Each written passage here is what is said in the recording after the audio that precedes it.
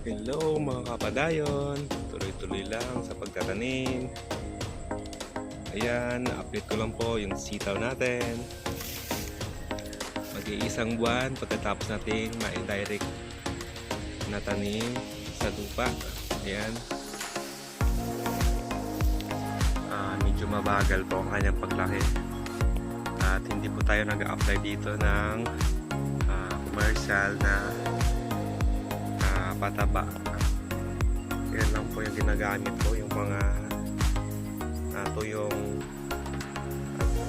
Carabao manure. Hello.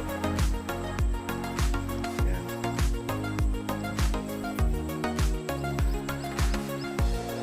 Thanks for watching mga kapadayon.